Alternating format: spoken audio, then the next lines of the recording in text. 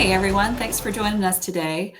We are Freedom in Education, and our focus is on enhancing public education, supporting school choice, and empowering parents with rich resources. We're happy you could join us today to talk a little bit about Georgia legislation at crossover. Melissa and I read the bills so you guys don't have to. So we're going to do this session. Yeah, there were quite a few. Now we have a little less to track with crossover already happening. So that's true. Let's get started. All right, so let's get started. Okay, so how do we read legislation? What are we looking at? What are we looking for? Does the bill usurp or protect parental rights? Does the bill infringe on freedom of speech? Is the bill in violation of the Georgia Constitution or current state laws? Is this already addressed in Georgia Code? Is this, meaning the problem? Does the bill violate the 10th Amendment? Does the bill contain any non-government organizations or NGOs? Is the bill developmentally appropriate for the applicable grades? And does the bill grow bureaucracy in the public school system? Does it place an undue burden on teachers or administrators? And does the bill politicize content in the public classroom? So a lot to take into consideration, but much, much needed. Yes. So we're going to go through a couple of, we kind of grouped them into categories. The first category we're going to speak to are all of the pieces of legislation that pertain to minors and I guess content that was harmful to minors. So we'll get started here.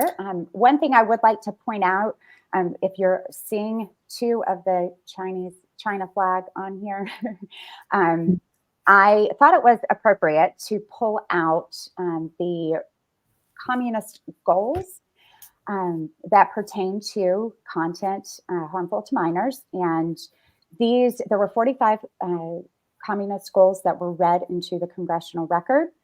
If you would like to read the remaining, you can scan the barcode. I'll also drop a link in the comments section. But the first one we're going to speak to is number 24 on the communist list of 45 goals. Eliminate all laws governing obscenity by calling them censorship and a violation of free speech and free press. Definitely the counter arguments to, closing the library loophole, eliminating any books from libraries. It's always censorship and free speech is the argument. Let's see, number 25 on the list is break down cultural standards of morality by promoting pornography and obscenity in books, magazines, motion pictures, radio, and TV. I think everyone would be very alarmed to see really how many of the 45 goals are on their way to being accomplished here in America today. Yeah. So. And I just want to point out on number 24 where it says violation of free speech. So we do hear that with people getting upset when parents appeal books, but public schools are non-public forums. So there is limited speech, and it needs to be what happens during the school day at a government school has to be in line with the objectives of the government, which is providing an education and increasing literacy rates, not providing sexually explicit material. So I just want to throw that in there. So the past several years, there have been people trying to close a loophole that exists in Georgia that allows this content in our school libraries. And this is, people have been fighting this probably for the last, I don't know how many years. And I believe, aren't there like 40 something states too that also have that same loophole? So yeah, it's possible they conspired at some point. Yeah, absolutely. So Senator Dolezal presented a great bill. It's a very simple, clean bill that all it did was remove the word school out of the current code that allowed for this loophole. So, it would still be in public libraries. That's a separate issue, but this bill would have removed it from the shelves of school libraries. which are definitely limited in space. And sadly, the bill did not pass. So it passed out of committee, but it never made it to the Senate floor. And just to note, if you're looking at the slide, any bill that has a green check mark beside of it is crossing over and is still up for, being debated and potentially pass this session. That's a good point, because I don't know if maybe a lot of people don't understand what crossover day is, because end of session is not till I believe March 28th is sine die. So any bill that doesn't get or I guess pass both chambers, and voted on by then, will not move forward. So crossover day is essentially the halfway point of the legislative session. So unfortunately, the loophole did not get closed. I guess we'll try again next year. Let's see, the next one up, just to speak quickly about this, Senate Bill 365. This would also, I guess, put an extra layer of protection. It's parental notification for media-centered checkouts. This was pioneered in Forsyth County, so that is my county.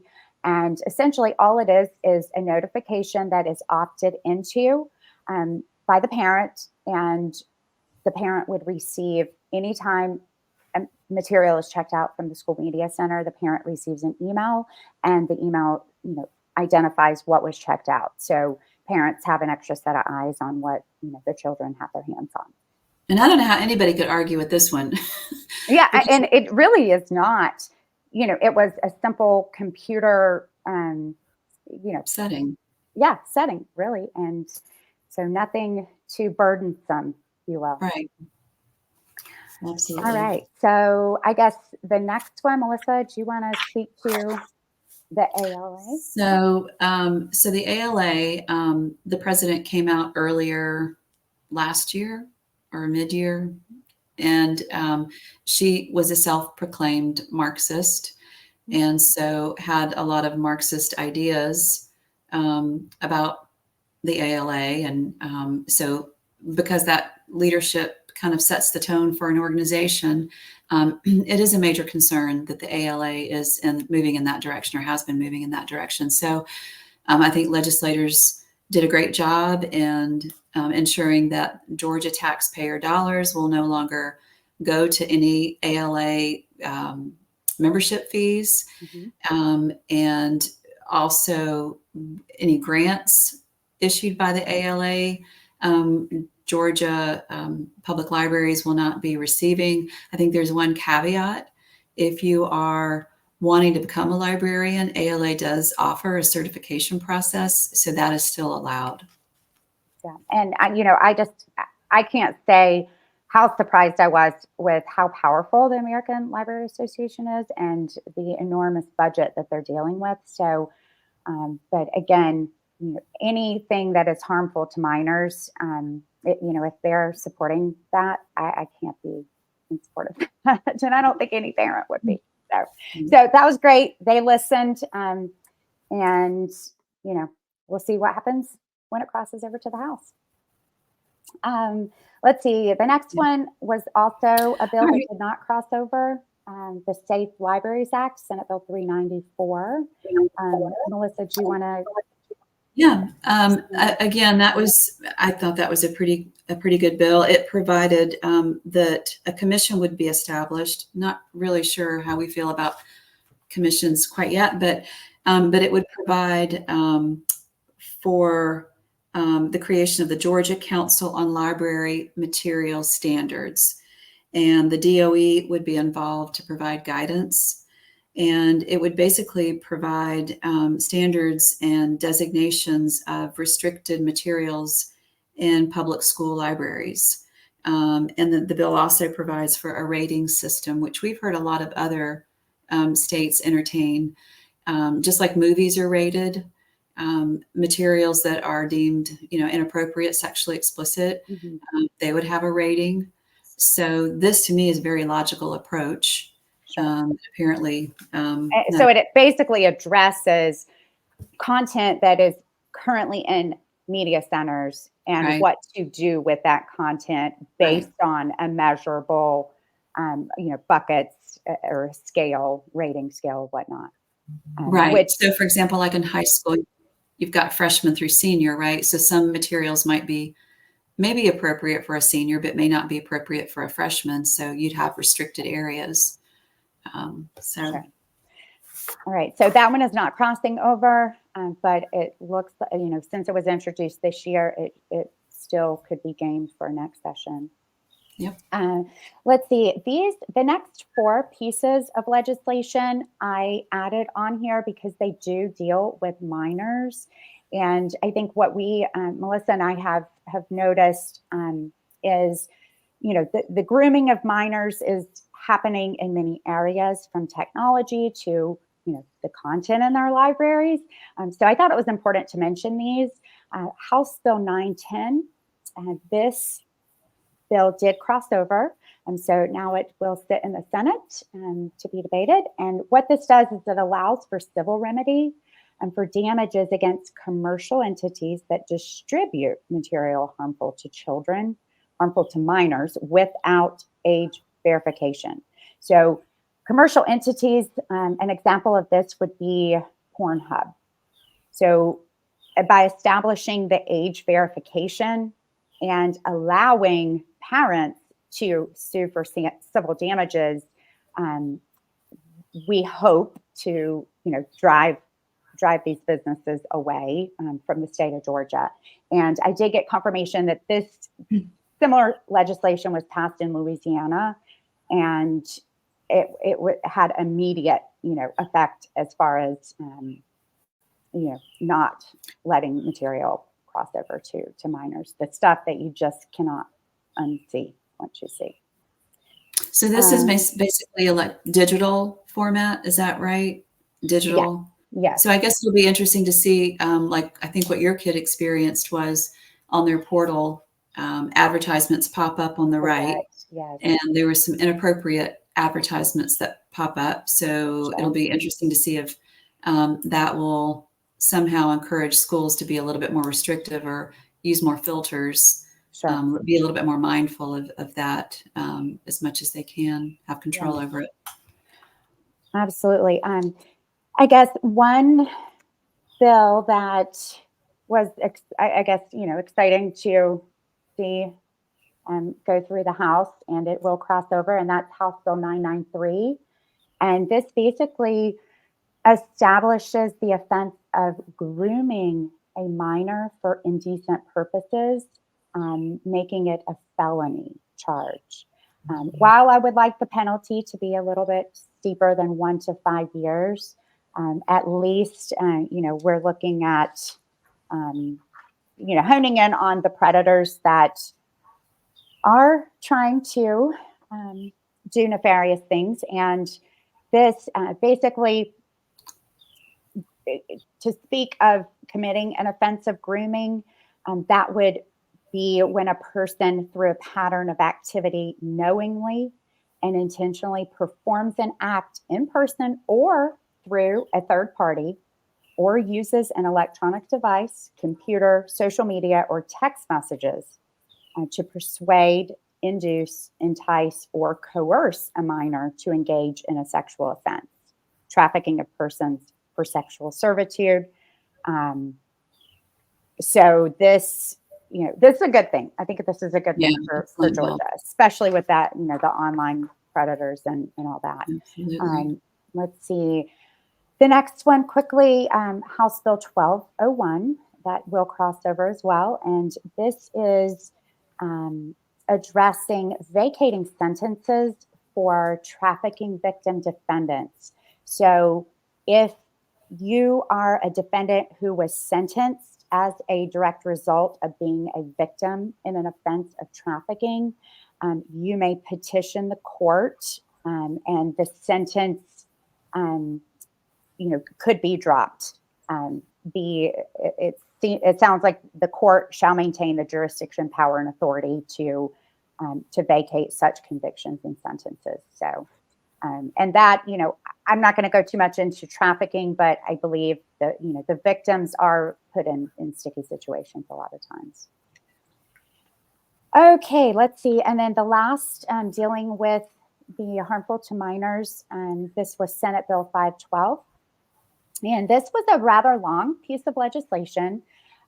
This is essentially creating a Victims of Human Trafficking Fund. And it's also creating a new commission that would be essentially in charge of dispersing the money from this fund. And the money from the fund would come from, I guess, cases that have been, gone through trial with human trafficking, and any, I guess, assets that are seized, fines that are collected. And so that's how the money gets to this fund. And then this commission, which again, I think Melissa spoke earlier, we're not so keen on establishing, new, more government or more, commissions, boards, whatnot. So I think we'll be, looking through this in a lot more detail just to make sure. I think the one thing we worry about a lot of times is the public-private partnerships. And, if this commission's handing over money to, a nonprofit, maybe that helps victims of trafficking, who is vetting that entity? Yeah. Okay. Well, maybe we should give a shout out to Alexa. Yeah. What's the name of her organization again? Georgians Ending Trafficking. Alexa Fink. She is super helpful, very knowledgeable, and I think in partnership with her, we have really learned a lot, and a lot of this overlaps with the children in schools, especially Absolutely. with all of this, the devices that they carry around with them. So, absolutely. thank you. All right. Okay. Let's see, on to gender ideology. So this has been a hot topic, obviously, for the last few years.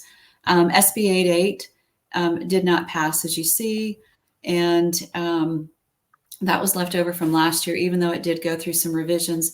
And I think the only problem, a couple of problems that we had with, or concerns that we had with the bill, it was a little bit confusing as to did this apply to public schools, the first section, or was it private schools? So the bill addressed curriculum and instructional material that spoke to gender transition, gender ideology, gender identity, and queer theory. But there was a little bit of clarification that I think needed to be done so that we could understand if this also applied to public schools, just because of the language that they used. The other part of the bill that we took issue with was this bill assumes for public schools in a separate section that local boards of education have the power to dictate parental involvement on those issues: gender identity, gender transition, ideology. A couple of sessions ago, Georgia passed the Parents' Rights Bill, HB 1178, and I just want to read this real quick.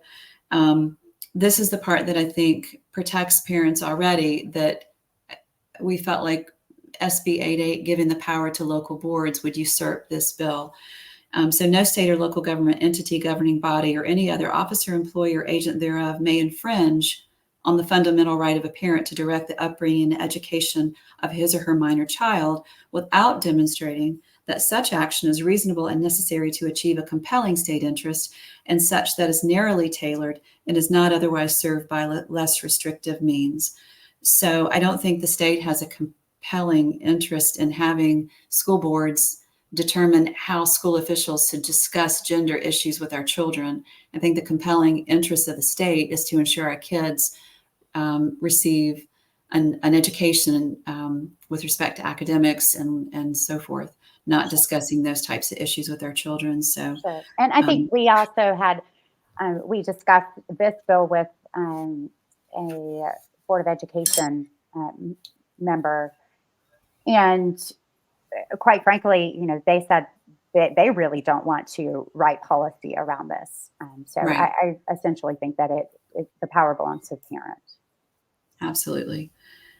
Okay. 1045, HB 1045, that required, it asked for written notice and consent prior to gender ideology discussion. So something a little similar, but different, but that didn't pass crossover either. So as neither did the bathroom bills. These two bills, HB 836 and 936, were actually very similar. They did ask for, the bill asked for exclusive use of bathrooms, designated for males and versus females. So I'm kind of a little surprised that didn't even get out of committee. So I guess next session, I'm sure that there will be efforts made again to address these issues. Sure. So technology, a lot of activity here. Yes. I'll take a stab at Senate Bill 351. I think this is a big push from the legislature, and it is going to cross over. This is the Protecting Georgia's Children on Social Media Act. And essentially, this piece of legislation would require social media platforms to verify age if they're a minor. It also calls for social media policies to be written for public schools. Included in the legislation would require schools to promote the safe and appropriate use of technology, which kind of falls into the responsible digital citizenship category of character education, which is already in Georgia code. And I guess it gives the authority to the state Department of Education to create model programs for online safety.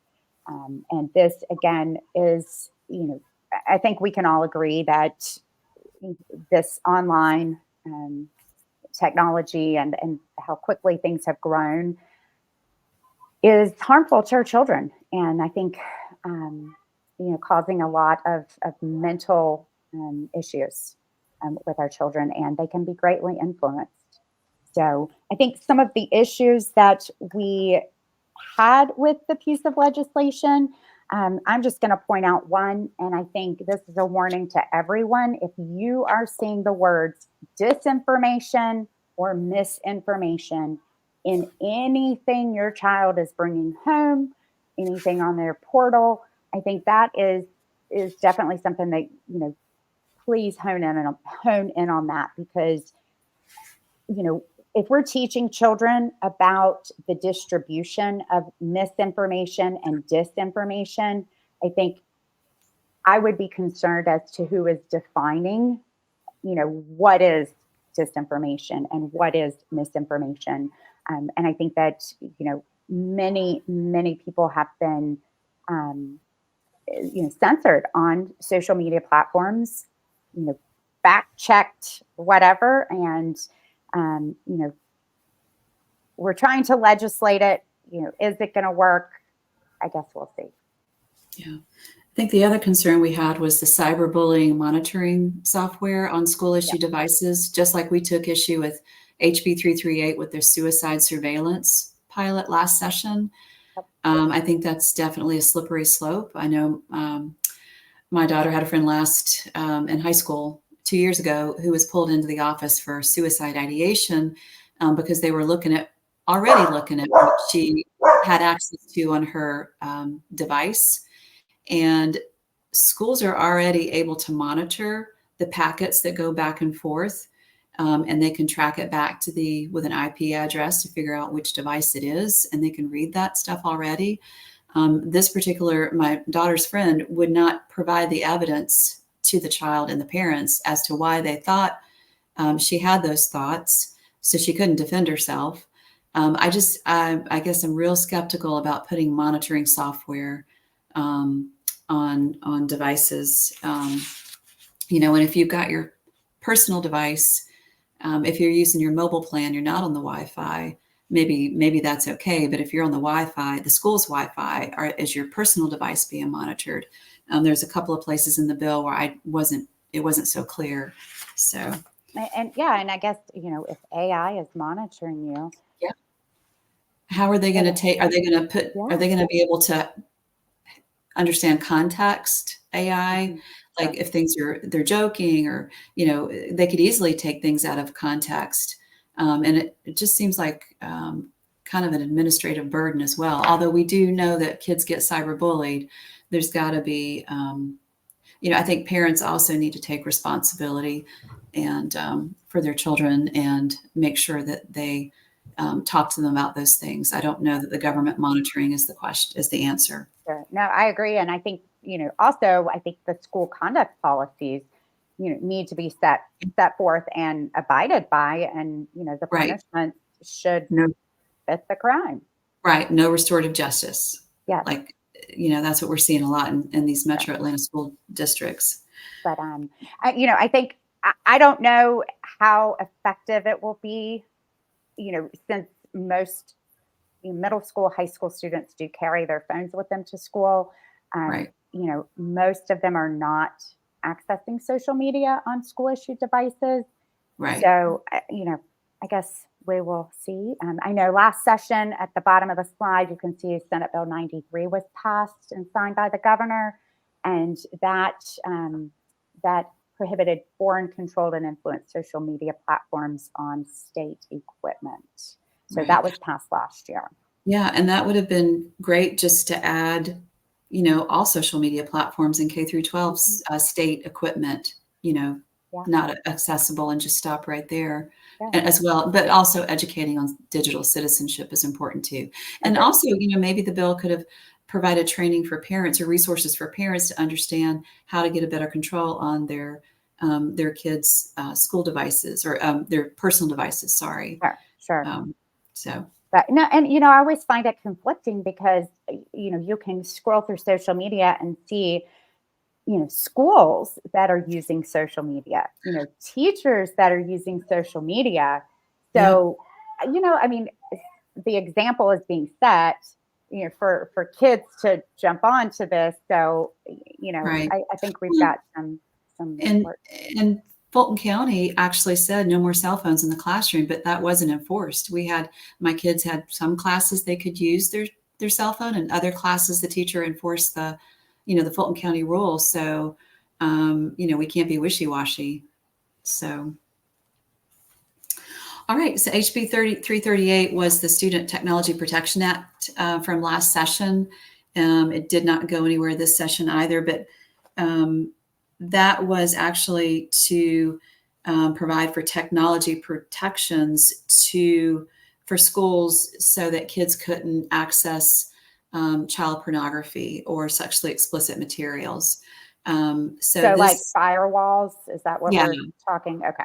Right. So this was all technology based, but there is already Children's Internet Protection Act from the feds. So if a school takes federal funding, which most public schools do, there is SIPA that says schools and libraries are required to adopt and implement this internet safety policy addressing access by minors to inappropriate material and so forth. So that seems like if you find that this is happening on your child's school issued device, more than likely they're taking federal funds. And so you could file a complaint with the Child Internet Protection Act if that's happening at your school.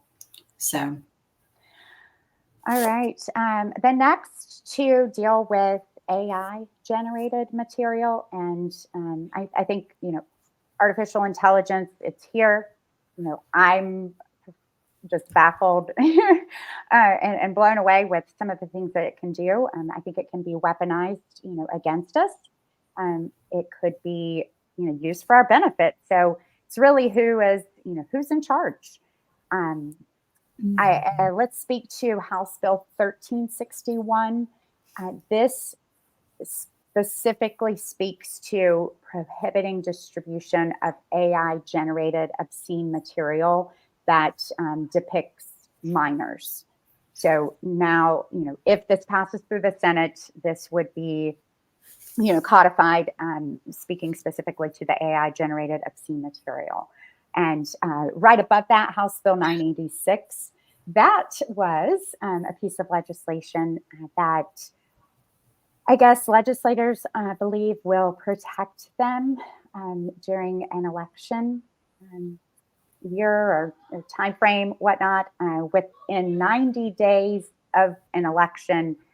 If you posted artificial intelligence generated material that is not true, you would be in violation of this.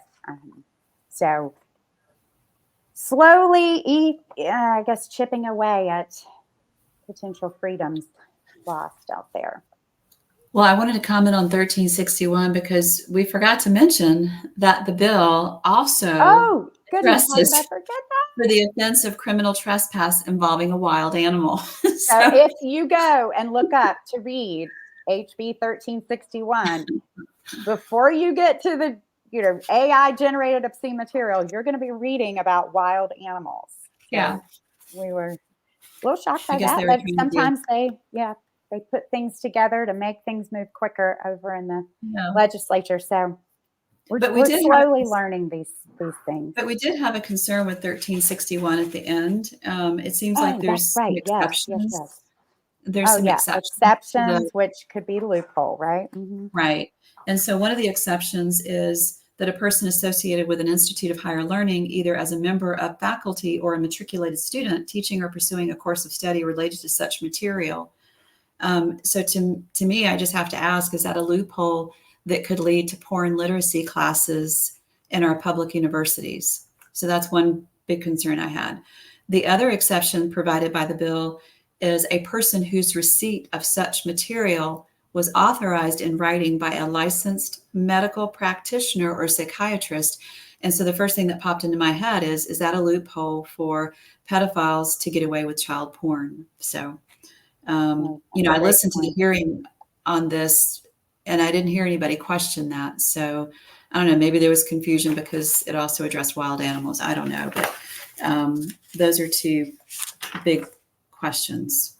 Sure. I think hopefully will get addressed before it goes any further. So, yes. All right, moving along.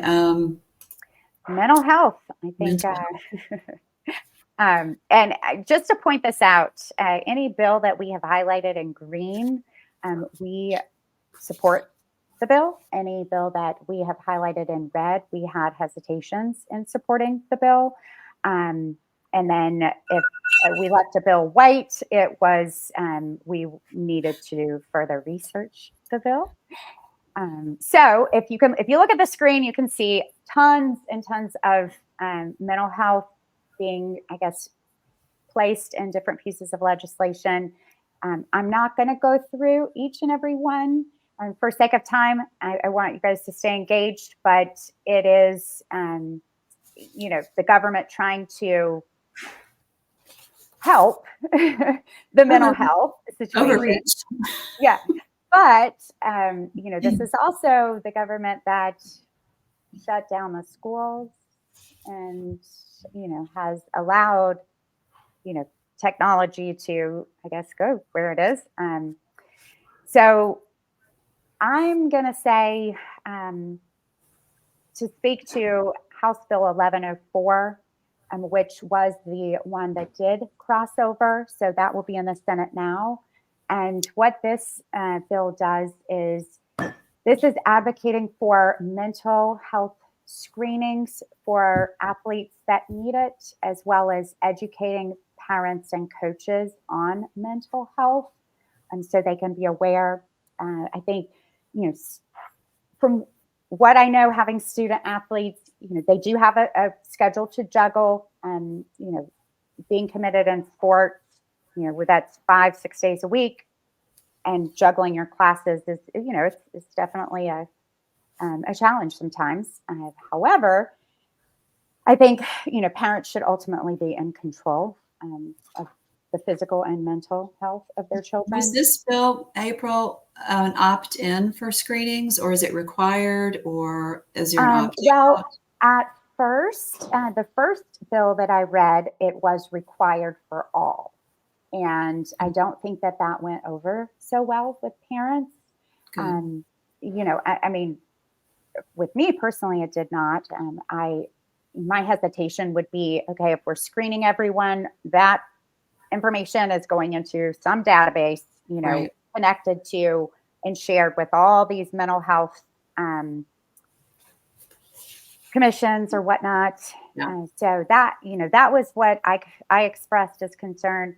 The substitute bill does not make it mandatory, but it does speak to whenever a school or a school district has a policy that requires students who participate in extracurricular sports to Yeah. have a physical examination and a mental health risk screening.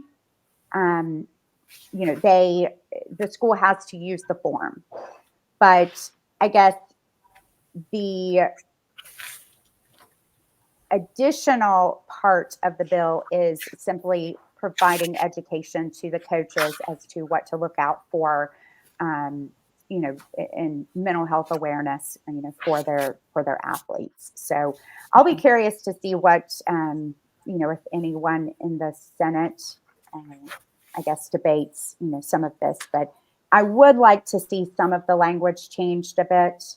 Um, again, this is going back to, what if my school district does create a policy that requires it? Then I'm Right. required to do that. Yeah. I think Um, all of these bills, it's almost like their mental health is sprinkled throughout. mhm. Um, I know there was the big mental health parity bill, Yeah, and now it just seems like they're little mini bills. A couple of these bills feel like mental health parity bills for K through 12, where it feels like we're turning our schools into mental health facilities, sure. even starting at the young age of 8 for suicide screenings. Not saying that kids don't struggle, but to require every child to be screened, to me seems a bit invasive. And then I guess I share your concern with sharing the data with these state Right. agencies and the Department of Behavioral Health, and then to make recommendations. So what if they did decide, hey, we've diagnosed your child with whatever, and now we're going to refer you to this particular service provider. Mhm. What if you say no? Or is somebody going to be knocking Right. on your Are door they tomorrow exactly? and saying, sorry, your Exactly. kid's got to come with us because you're not Mhm. equipped to parent properly?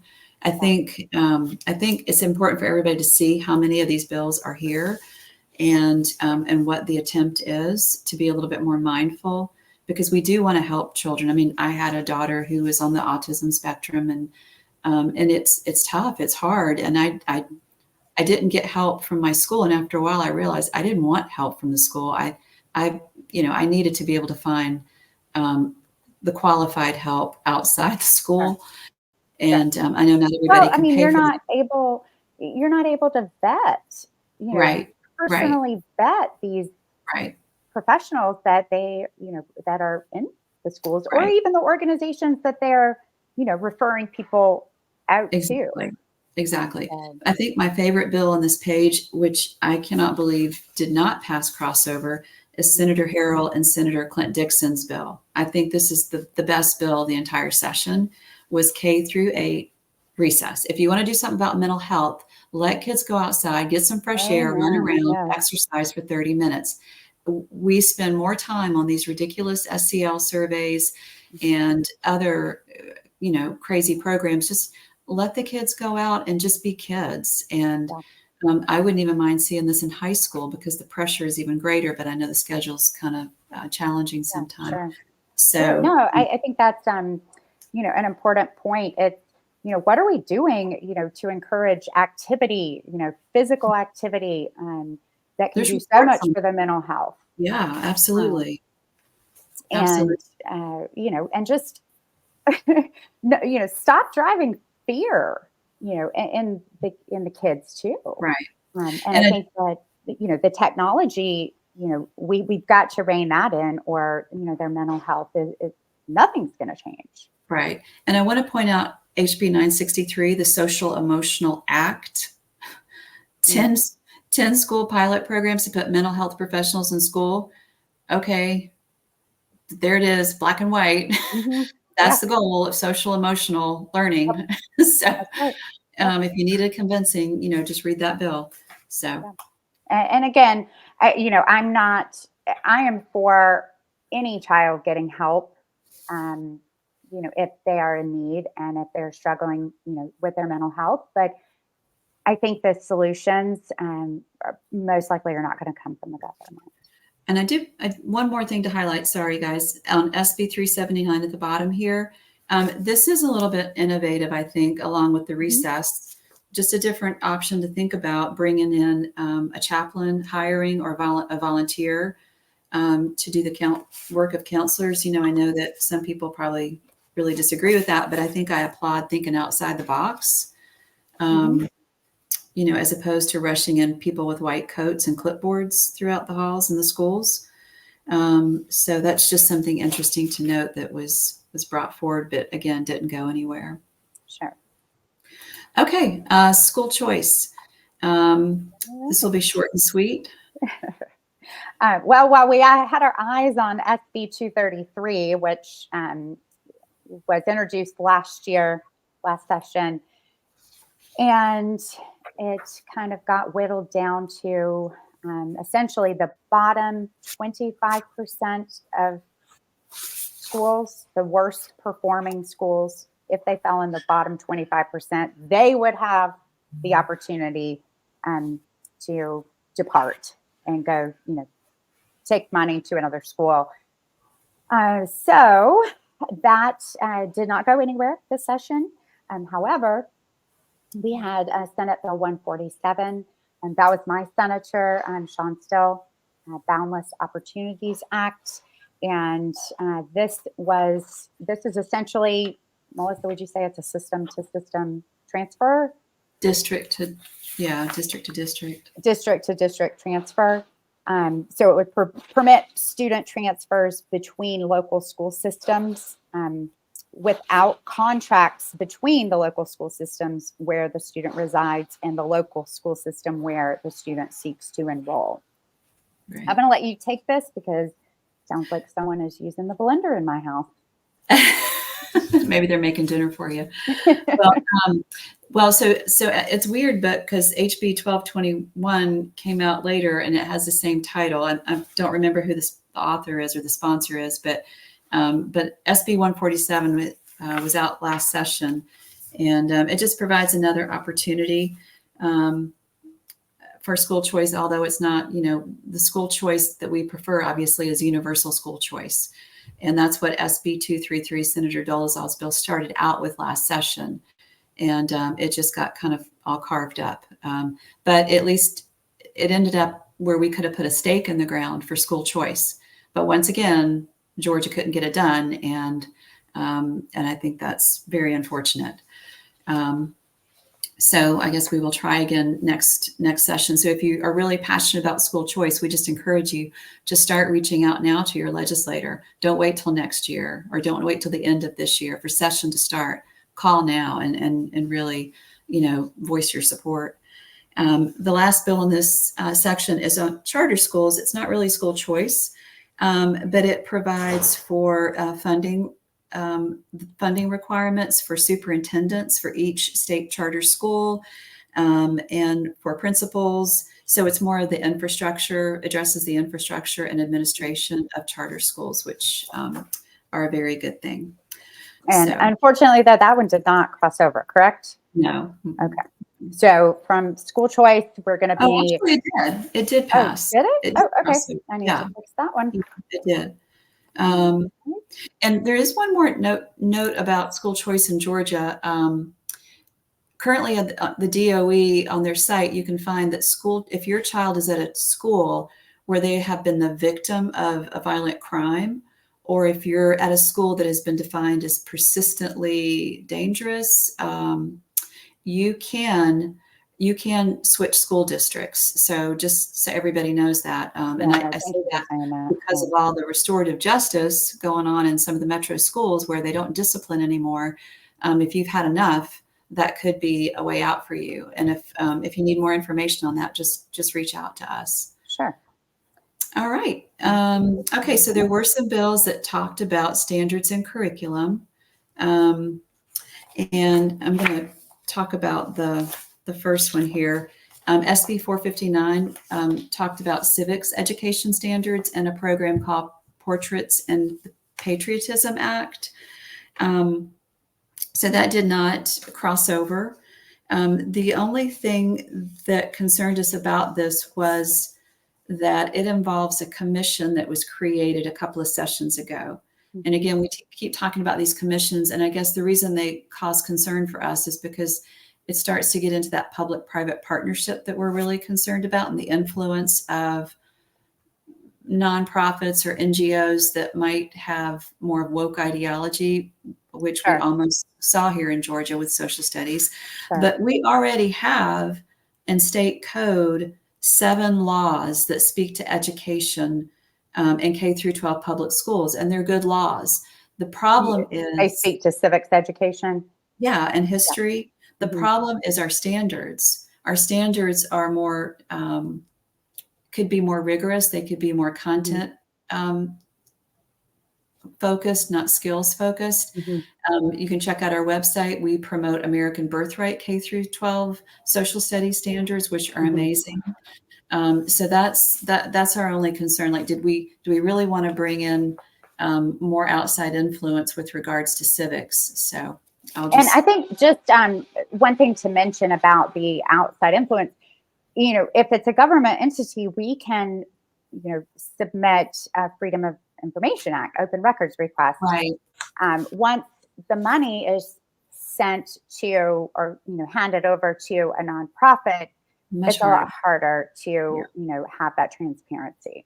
Absolutely. So. Absolutely. Okay. All right. And there were 2 of, Senate Bill 532, prohibiting sex ed before 6th grade, making that an opt-in versus an opt-out. Melissa, do you want to? So I think there were parts of the bill that some of our partners were concerned that was going to be repealed that might have caused an issue. But another issue was, using the word queer theory, I guess, and codifying that language. But we definitely were in support of, we're in support of opt-in, not opt-out. Sure. And we definitely supported prohibiting sex ed through 6th grade, but there were just some minor tweaks that really needed to happen to that bill that I don't know that we need to go into now, but if it gets brought back, that we'll definitely speak to that again. Yeah, and I think the one thing we want to prevent, we actually have really good sex ed standards and, laid out here in Georgia. I think, of course, the comprehensive sex ed is, they've tried pushing it in several areas in Georgia, and that is something that we have to stay away from. And, it's not okay. It's not okay. Right. And I think this is what the concern was with HB 822, paving the way for comprehensive sex ed, because some of these sponsors seem to be affiliated with GCAP, which does promote comprehensive sex ed in Georgia. Yep. They use the terminology medically accurate based on age appropriate. Right. So who defines that is the question. So we're very happy that this bill did not move forward at all. But it'll be back next year, I'm sure. It sure will. Okay. So next is the workforce development career readiness training. That sounds great. I know that a lot of people, there are a lot of paths. My kids had career paths in high school and so forth. Our beef is that 6th grade, they're still trying to figure out who they are. They're still trying to navigate socially. They need to be focused on a strong academic education, not worrying about what they're going to do when they get out. I mean, even high schoolers don't know what they're going to do when they get out, even though they take these programs. So 6th grade, in our opinion, is just way too young for that. Maybe 9th grade. Yeah. I mean, I'll be honest, I didn't really know what I wanted to do when I left college. No, absolutely. And then I ended up doing something totally different, even after. And now we're reading a bunch of legislation. Yeah. Yeah. Yeah. So yeah, I think HB 1198, immersive writing. I think I applaud that because at least it's something that focuses on academics. My Sure. only question for that one is with the literacy rates as poor as they are in Georgia, reading rates, it's hard to, the bill did not specifically say, here's the intent of the program or here's how it would work. Mhm. So I would rather see more emphasis on getting the kids to be able to read better Sure. before they're put into an immersive writing pilot. So Sure. I think this started at second grade. So, All right, let's see. all right. Are we ready to move on to the last Well, one? this is it. Yeah. All right. So we saved the best for last. Yeah. This did not go anywhere, which we're happy about. Yes. This was called the Refugee and International Students Equalization Program, which after reading it, basically, it almost felt like it called for a separate school infrastructure for illegal aliens. And, I guess it's calling for separate funding for separate classes and so forth. So this is, I know with what we've experienced recently at the border is going to have a major impact on our schools. And so I definitely think we need to figure out what in the world are we going to do, because we're already having serious issues in K through 12. So I think as opposed to just implementing something like this, I think we need to discuss what are some solutions, what are the best solutions, like a study, not automatically allocated. Yeah, money. and this makes me, and this is just speculation, but this makes me, this piece of legislation made me think, about the federal Department of Education, and I'm constantly looking at what material they're pushing out, webinars, educational stuff, and they're referring to illegal immigrants as newcomers. And so they are already, using that language, to teachers, to, parents, whatnot, like, it's all about the newcomers. So that's, when I saw this bill, I was not surprised. But again, it just seems very, I'm not sure about this one at all. Well, and I will say that just for our viewers, because I don't know if everybody realizes this, but the Supreme Court ruled in 1982, Plyer versus Doe, that all children were protected under the Equal Protection Clause of Amendment 14. It stated that no state shall deny to any person within its jurisdiction the equal protection of the laws. It also talks about how a free and public education, adequate education, I believe is what Georgia says, to all children. So when a child goes to public school, no, they can't ask what their immigration status is. But I definitely think before we sit here and allocate QBE funding to something this comprehensive, this is a huge undertaking, this bill. That's our tax dollars too. Yeah, we definitely need to do an assessment and a study on how the immigration, what's happening lately is going to impact schools in Georgia. Sure. So, well, that's it, guys. Thanks for joining us, and we hope that this was beneficial to you, and we will definitely come back with an end of session update so we can all see what actually crossed the finish line. Awesome. Thanks, Melissa, for all Thanks, your hard guys. work. You too, Apryl. All right, y'all take care. All right. Bye.